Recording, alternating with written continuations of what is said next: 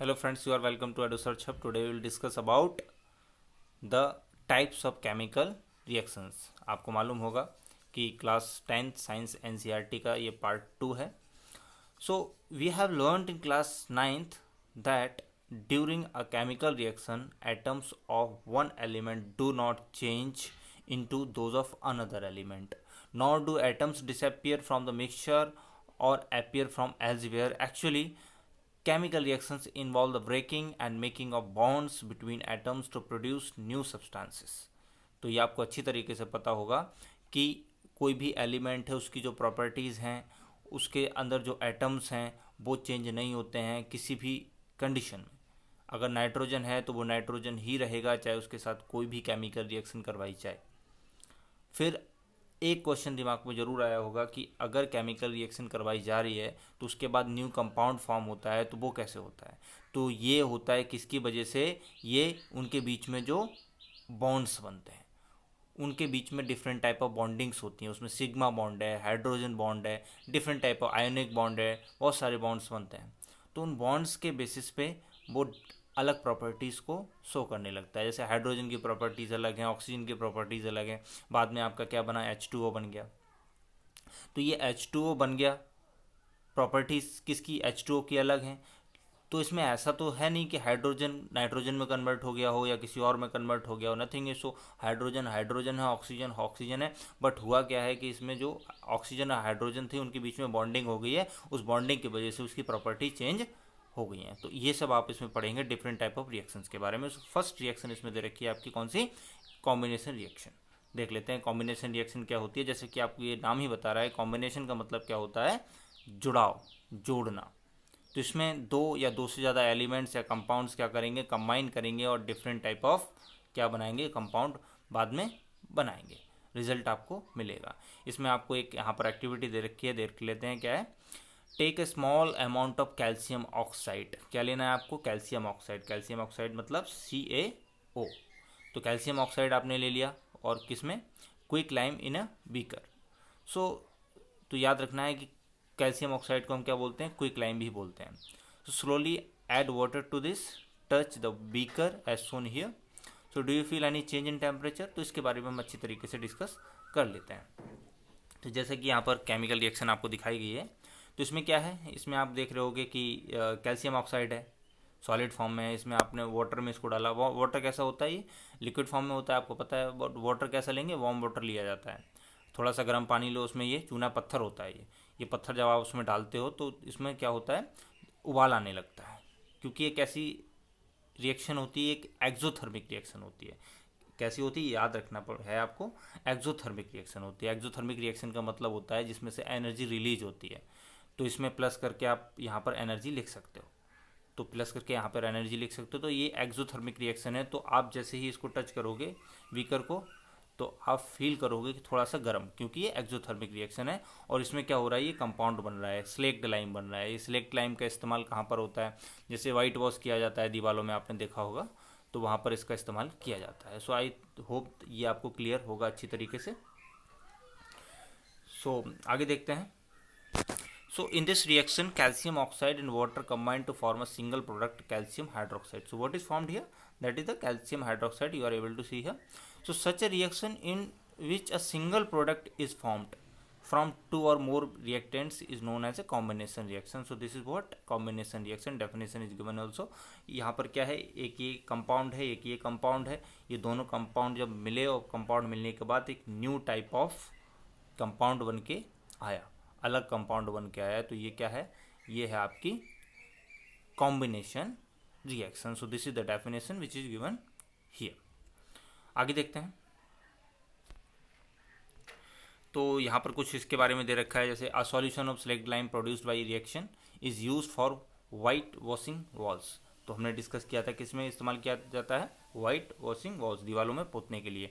So calcium hydroxide reacts slowly with the carbon dioxide in air to form a thin layer of calcium carbonate on the walls. तो यहाँ पर आप देख रहे हो ये क्या है, आपने जो स्लेक्ड लाइम लिया था यानी कि कैल्शियम हाइड्रोक्साइड लिया था, ये जो एटमॉस्फेयर में कार्बन डाइऑक्साइड प्रेजेंट होती है उसके साथ रिएक्ट करता है और बाद में कैल्शियम कार्बोनेट बना लेता है. कैल्शियम कार्बोनेट देखने में काफ़ी सफ़ेद लगता है. तो आपने देखा होगा कि स्टार्टिंग में जब उसको पेंट इसके वाइट वॉश किया जाता है तो पहले पानी जैसा लगता है, ज़्यादा अच्छा नहीं लगता है देखने में, लेकिन थोड़ी देर बाद उसमें वाइटनेस धीरे धीरे बढ़ती जाती है और सूख जाता है तो काफ़ी ज़्यादा वाइट हो जाता है।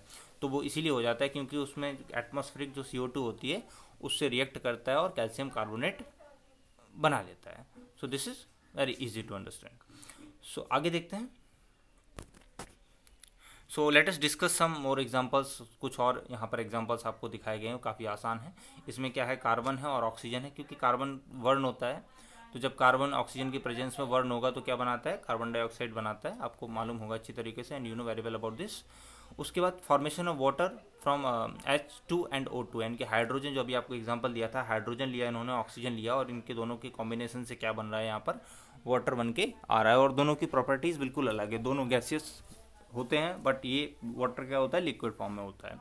So in simple language we can say that when two और मोर सब्सटेंसेस, व्हेन टू और मोर सब्सटेंसेस, एलिमेंट्स और कंपाउंड्स, उसमें एलिमेंट हो सकता है जैसे कि आप यहाँ पर देख रहे होगे, ये क्या है, एलिमेंट है, ये क्या है, एलिमेंट है, this is also element and this is also element. ऊपर क्या था, ऊपर तो कैल्शियम ऑक्साइड क्या था, कैल्शियम ऑक्साइड एक कंपाउंड था, और ये सब क्या है, एलिमेंट्स हैं। तो इसमें यही लिखा हुआ है, एलिमेंट्स हो सकते हैं, कंपाउंड्स हो सकते हैं। ये क्या करते हैं, कंबाइन करते हैं to form a single product. So what is formed here, single product form हुआ। यहाँ पर कार्बन डाइऑक्साइड बन रहा है, यहाँ पर H2O बन रहा है, वहाँ पर क्या बना था, वहाँ पर आपका बना था कैल्शियम कार्बोनेट और कैल्शियम हाइड्रोक्साइड। तो ये चीज़ आपकी क्लियर होगी। आगे देखते हैं।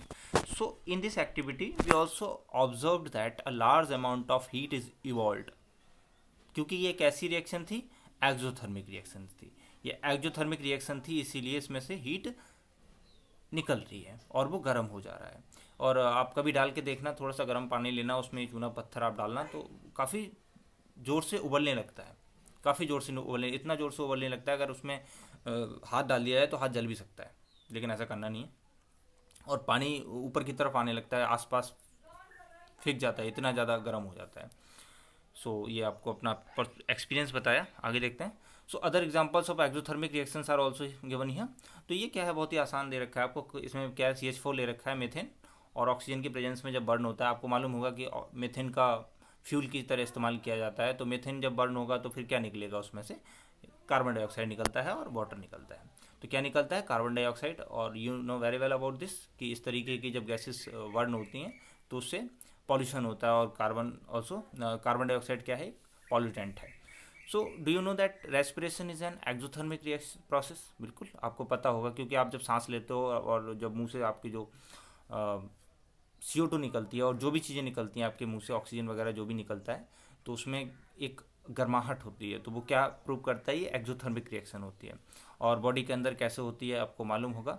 इसमें क्या होता है, जैसे आपने फूड लिया तो उसमें क्या है, ग्लूकोज है, और वो ग्लूकोज सेल में पहुंचता है। सेल में एक पर्टिकुलर पार्ट होता है उसका, सेल ऑर्गेनेल होता है, जिसको हम बोलते हैं माइटोकॉन्ड्रिया। माइटोकॉन्ड्रिया में पहुंचता है वो ग्लूकोज, और साथ में ऑक्सीजन पहुंचती है। जब दोनों वहाँ पर पहुंच जाते हैं तो वहाँ पर बर्न होते हैं, केमिकल रिएक्शन होती है, और एनर्जी प्रोड्यूस होती है, साथ में कार्बन डाइऑक्साइड प्रोड्यूस होती है, और ये एनर्जी हमारी बॉडी कंज्यूम कर लेती है, और कुछ हीट सांस ब्रेथिंग के थ्रू बाहर आती है। रेस्पिरेशन आप करते हो, एक्सेल करते हो, तो उसके थ्रू बाहर आती है। So this is very easy.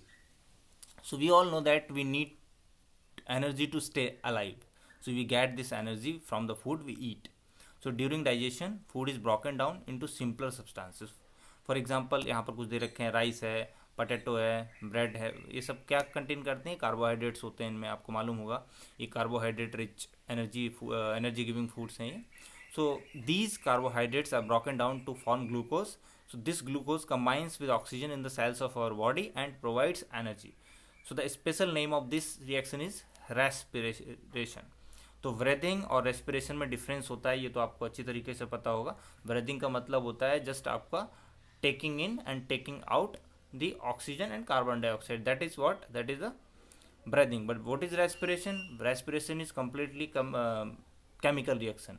आप उसमें ब्रीदिंग तो है ही साथ में, और जो सेल के अंदर केमिकल रिएक्शन होती है, ब्लड के अंदर जो कुछ भी होता है, तो वो सब मिला के रेस्पिरेशन कहलाता है। So you know very well about this and you are aware, I hope so. So the process of which you will study in chapter 6। देखते हैं आगे जो भी आएगा। सॉरी।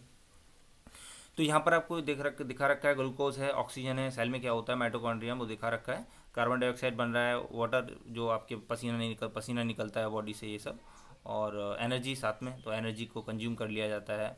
बहुत सारे काम करते हैं। अगर मैं बोल रहा हूँ, आप सुन रहे हो, कोई भी एक्टिविटी हो रही है, तो उसमें सब में क्या एनर्जी की चाहिए होती है, क्योंकि आप जब सुन रहे होगे तो आपका जो कान होता है उसमें वेव्स जाती हैं और टकराती हैं, तो आप सुन पा रहे हो, तो कुछ अंदर वाइब्रेशन होता है, तो वाइब्रेशन हो रहा है तो उसके लिए भी एनर्जी रिक्वायर्ड होती है।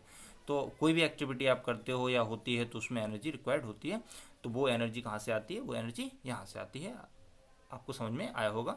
आगे दे रखा है the decomposition of vegetable matter into compost is also an example of an exothermic reaction. So that is also the exothermic reaction. अब कंपोस्ट बनाई जाती है। आपने देखा होगा कि शायद आपने किया हो कि आप जब कंपोस्ट बनाते हो, गड्ढा कर लेते हो, उसमें आपने जो भी वेजिटेबल पील्स एक्सेट्रा लीव्स वो सब डाल दिया, उसके ऊपर उसको ढक दिया, और कुछ समय बाद जब उसको निकाला तो उसमें आप हाथ थोड़ा सा डाल के देखना और उसको उठाना, तो वो गर्म फील होगा आपको। क्यों? क्योंकि वो एक्सोथर्मिक रिएक्शन होती है। सो identify the type of reaction taking place in this all. तो क्या है, आपको पता है कंबाइन हो रहे हैं ये सब, और कंबाइन हो रहे हैं तो क्या है, ये कॉम्बिनेशन रिएक्शन है, और एनर्जी इनमें रिलीज हो रही है ज़्यादातर में, तो ये क्या है, एक्सोथर्मिक रिएक्शन है। सो समझ में आया होगा। आगे देखते हैं। आगे सेकेंड आपको यहाँ पर बता रखी है डिकम्पोजिशन रिएक्शन। तो डिकम्पोजिशन रिएक्शन शुरू करने से पहले आप एक बार मेमोराइज करिए उसको, कॉम्बिनेशन रिएक्शन को। कॉम्बिनेशन रिएक्शन में क्या था, उसमें एलिमेंट्स या कंपाउंड्स कंबाइन हो रहे थे और बाद में कोई प्रोडक्ट बन के आ रहा था। फॉर एग्जांपल H2 ले लिया प्लस O2 ले लिया, बाद में क्या बना, H2O बना। तो इसमें क्या है, दो एलिमेंट्स हैं और बाद में एक कंपाउंड बन के आ रहा है जो कि एक प्रोडक्ट है। डिकम्पोजिशन रिएक्शन में क्या होगा कि इसमें कोई ऐसा कंपाउंड होगा जिसमें आप हीट, जिसको गर्मी देते हो, यानी कि हीट देते हो, एनर्जी देते हो, तो वो ब्रेक डाउन हो जाता है, या कोई और कारण हो सकता है जिसकी वजह से वो ब्रेक डाउन हो जाता है, और बाद में क्या होता है, डिफरेंट एलिमेंट्स या कंपाउंड्स निकल के उसमें से आ जाते हैं। तो इस तरीके की रिएक्शन जो होगी उसको हम डिकम्पोजिशन रिएक्शन बोलेंगे। यहाँ पर एक एक्टिविटी दे रखी है, एक्टिविटी 1.5। तो इसमें क्या है देख लेते हैं। इसमें क्या करना है आपको, sorry. So take about 2 gram ferrous sulphate crystals. Ferrous sulphate crystals आपने ले लिए in a dry boiling tube. Note the colour of the ferrous sulphate crystals. Heat the boiling tube over the flame of a burner और spirit lamp as shown here. Observe the colour of the crystals after heating. तो समझ लेते हैं इसको क्या है ये।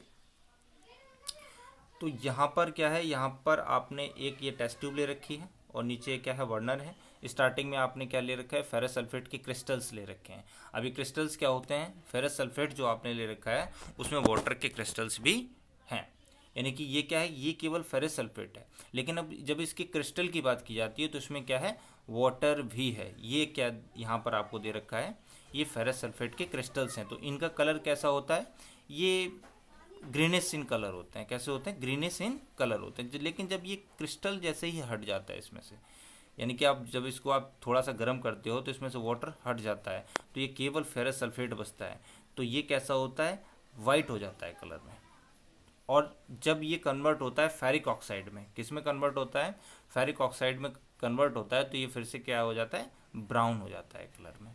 तो कलर आपको समझ में आया। तो ये अब क्या है, ये किसका एग्जाम्पल है, ये एक डिकम्पोजिशन रिएक्शन का एग्जाम्पल। इसमें क्या हो रहा है, इसमें आपने फेरस सल्फेट ले रखा है, एक कंपाउंड फेरस सल्फेट कंपाउंड है। जब आपने इसको हीट दी, यानी कि जब गर्म किया, तो फिर क्या हो रहा है, इसमें से फेरिक ऑक्साइड निकल रहा है, सल्फर डाइऑक्साइड निकल रहा है, सल्फर ट्राईऑक्साइड निकल रहा है। तो इसमें क्या हो रहा है, डिकम्पोज हो रहे हैं। डिकम्पोज का मतलब होता है सिंपलर फॉर्म में टूटना, यानी कि बिखर जाना, टूट जाना।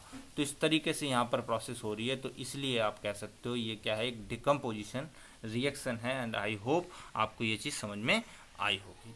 आगे क्या दे रखा है, decomposition of calcium carbonate to calcium oxide carbon dioxide on heating is an important decomposition reaction used in various industries. Calcium oxide is called lime or quicklime. So it has many uses. One, in the manufacture of cement, when a decomposition reaction is carried out by heating, so it is called thermal decomposition.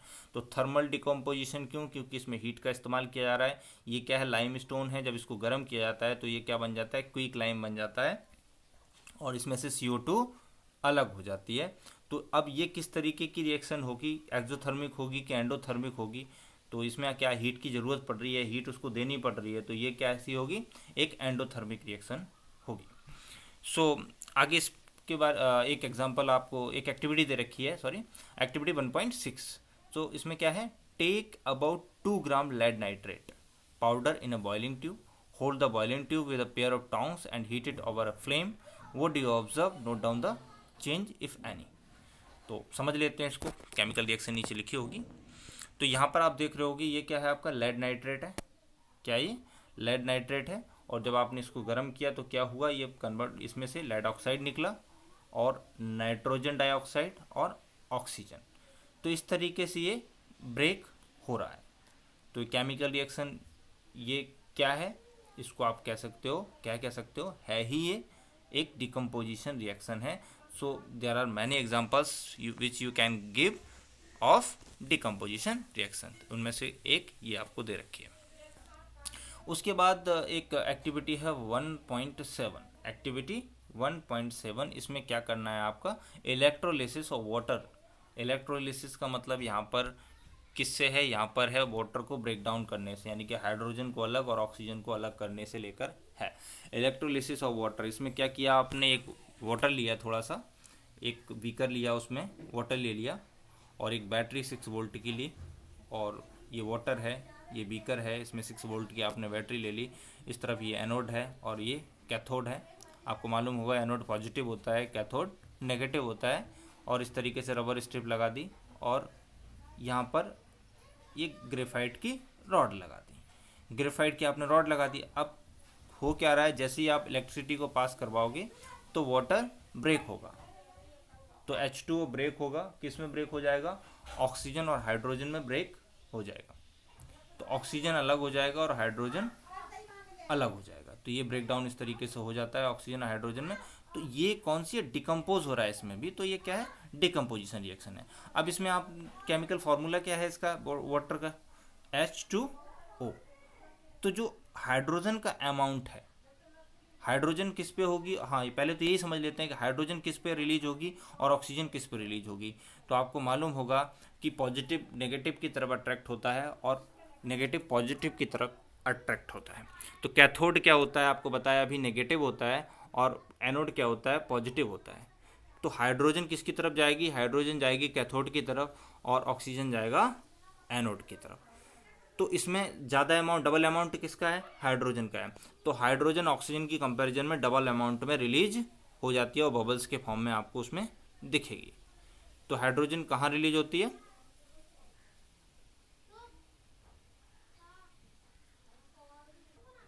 तो यहाँ पर double होगी। कहाँ पर double होगी, hydrogen double है तो hydrogen क्या पॉजिटिव होती है, हाइड्रोजन पॉजिटिव है तो किस पर जाएगी, नेगेटिव पर, यानी कि कैथोड पर जाएगी और ये एनोड पर जाएगी। तो ये चीज़ आपकी क्लियर होगी। और इसमें एक चीज़ और क्लियर आपकी होनी चाहिए, वो एक्टिविटी में आपसे पूछा गया है, देख लेते हैं। एक्टिविटी में आपसे पूछा गया है कि जब आप कैंडल को पास में ले आते हो, जब आप बर्निंग कैंडल को पास में ले आते हो तो उस टाइम पे क्या होता है, तो वो चीज़ और समझनी है। तो जैसे ही आप हाइड्रोजन की तरफ लेके आते हो, हाइड्रोजन किस पे होगी, कैथोड पे, कैथोड की तरफ जब आप बर्निंग कैंडल लेके जाते हो तो उस टाइम पे क्या होता है कि आग लग जाती है। क्यों, क्योंकि वो हाइड्रोजन है और हाइड्रोजन आपको पता है कि बर्निंग इन नेचर होती है। बट इस तरफ लेके जाओगे तो वहाँ पर आग नहीं लगती, क्योंकि आपको पता है कि ऑक्सीजन क्या करती है, खुद बर्न नहीं होती है कभी भी, वो क्या करती है, बर्निंग में हेल्प करती है केवल। तो ये एक्टिविटी आपकी क्लियर होगी। आगे देखते हैं, एक और एक्टिविटी दे रखी है, एक्टिविटी 1.8। इसमें एक चाइना डिश है, उसमें सिल्वर क्लोराइड आपने ले लिया। जब आपने सिल्वर क्लोराइड लिया और सनलाइट में आपने उसको रखा, ठीक है, कुछ देर के लिए, तो उस टाइम पे क्या होगा, तो वो चीज़ आपसे यहाँ पर पूछी गई है। तो यहाँ पर एक्टिव देख रहे होंगे आप, इसमें क्या है, ये सिल्वर क्लोराइड है, AgCl। जब आपने इसको सनलाइट में रखा तो क्या सिल्वर अलग हो गया और क्लोरीन अलग हो गया। तो क्या हो जाता है, सिल्वर क्लोराइड जो है वो ग्रे में कन्वर्ट हो जाता है, silver metal. So silver chloride turns grey in sunlight to form silver metal.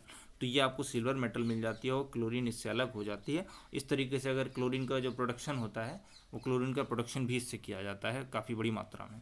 So you will see that white silver chloride turns gray in sunlight. So this is due to the decomposition of silver chloride into silver and chlorine by light.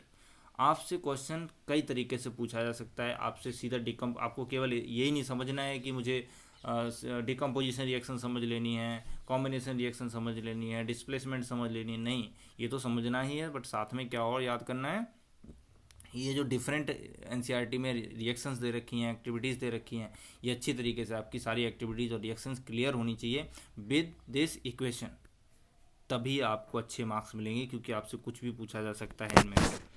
सो ये आपको याद रखना है. So silver bromide also behaves in the same way. तो silver bromide आपने लिया तो इसमें से सिल्वर अलग हो जाएगा और ब्रोमीन गैस अलग हो जाती है, तो वो आपको अच्छी तरीके से पता होगा. So the above reactions are used in black and white photography. So this is very prominent question which is asked कि ब्लैक एंड व्हाइट फोटोग्राफी में किसका इस्तेमाल होता है. तो ये आपको याद रखना है, AgCl, सिल्वर क्लोराइड और सिल्वर ब्रोमाइड का इस्तेमाल होता है. So what form of energy is causing these decomposition reactions. तो ये तो आपको पता होगा, एक्सोथर्मिक है कि एंडोथर्मिक है. तो इसके लिए क्या चाहिए, आपको एनर्जी देनी पड़ रही है. सिंपल है कि नहीं है ना, एनर्जी आपको देनी पड़ रही है. So we have seen that the decomposition reactions require energy either in the form of heat, light और electricity for breaking down the reactants. So reactions in which energy is absorbed, that is called endothermic reaction. तो आपने क्या समझा, ये कौन सी है, ये डिकम्पोजिशन रिएक्शन है. डिकम्पोजिशन रिएक्शन क्या होती है, एक एंडोथर्मिक रिएक्शन होती है, लेकिन कॉम्बिनेशन रिएक्शन क्या होती है, एक एक्सोथर्मिक रिएक्शन होती है. So this is clear to you. And after that carry out the following activity. एक एक्टिविटी आपको यहाँ पर दे रखी है. इसमें क्या है, आपको 2 ग्राम बेरियम हाइड्रोक्साइड लेने के लिए बोला गया है कि आपको 2 ग्राम आपने बेरियम हाइड्रोक्साइड ले लिया एक टेस्ट ट्यूब में, ठीक है, और उसमें 1 ग्राम आपने अमोनियम क्लोराइड ले लिया. दोनों को मिक्स किया एक ग्लास रॉड से. तो आपको कैसा लगता है, ठंडा लगता है कि गर्म लगता है. टेस्ट ट्यूब को छूने पर आपको बताना है कि एंडोथर्मिक है कि एक्सोथर्मिक है. तो आपको याद रखना है कि ये क्या है, इसमें दोनों कंबाइन हो रहे हैं. तो ये आपको क्लियर करना चाहते हैं कि एक्सोथर्मिक एंडोथर्मिक यहाँ वहाँ भी हो सकते हैं. यानी कि जो कॉम्बिनेशन रिएक्शन है वो हमेशा ही एक्सोथर्मिक हो, ये ज़रूरी नहीं है. और इसी तरीके से दूसरी वाली में ये चीज़ अप्लाई होती है.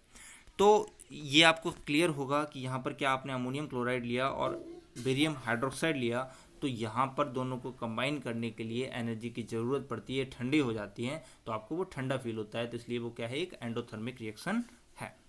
सो उसके बाद कुछ क्वेश्चंस हैं यहाँ पर, वो आपके लिए होमवर्क है, आप खुद कर लेना. अगर यदि आपको ना आए तो फिर वो मैं आपको बाद में समझा दूंगा.